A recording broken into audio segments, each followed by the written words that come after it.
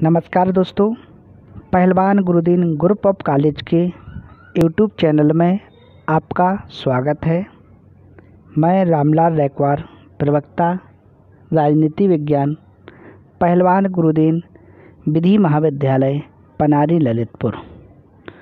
आज का जो हम टॉपिक लेकर आए हैं, स्वतंत्रता और समानता का संबंध। स्वतंत्रता और समानता का क्या संबंध है, इस विषय पर हम विस्तृत चर्चा करेंगे। समानता और स्वतंत्रता के परस्पर संबंधों के विषय में दो विरोधी विचारधाराएं प्रचलित हैं। एक विचारधारा के अनुसार समानता और स्वतंत्रता दो परस्पर विरोधी वस्तुएं हैं, जबकि दूसरी विचारधारा के अनुसार दोनों एक दूसरे की पूरक हैं। स्वतंत्रता तथा समानता के संबंध में निम्न मत प्रचलित हैं, जिनका आज हम अध्ययन करेंगे। पहला, स्वतंत्रता और समानता एक दूसरे की विरोधी है। इसके अंतर्गत लॉर्ड एक्टन और डी टॉकविल का विचार है कि स्वतंत्रता और समानता एक दूसरे की विरोधी है। उनका कथन है कि जहाँ स्वतंत्रता है वहाँ समानता नहीं रह सकती, और जहाँ समानता है वहाँ स्वतंत्रता नहीं रह सकती। अपने तर्क के समर्थन में उनका कहना है कि प्रत्येक मनुष्य दूसरे से बल, विद्या, बुद्धि और रूप गुण में असमान होता है। इस प्रकार असमानता प्रकृतिजन्य है। दूसरा जो पॉइंट है, स्वतंत्रता समानता की विरोधी नहीं है।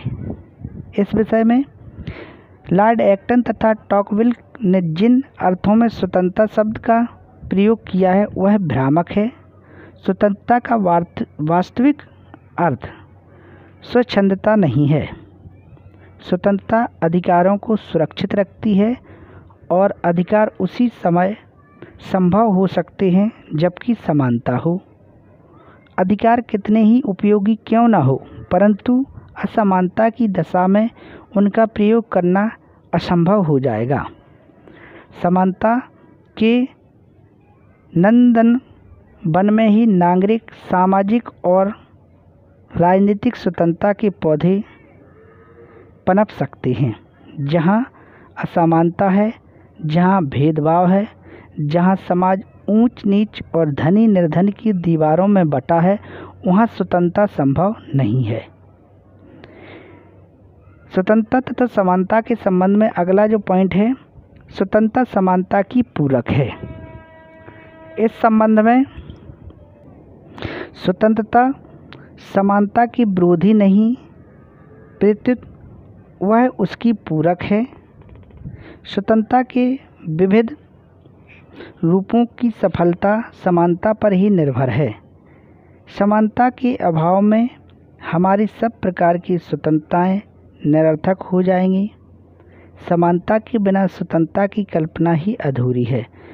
इस संबंध में प्रोफेसर लास्की ने लिखा है कि राजनीतिक स्वतंत्रता तब तक वास्तविक नहीं हो सकती जब तक उसके साथ आर्थिक समानता नहीं है।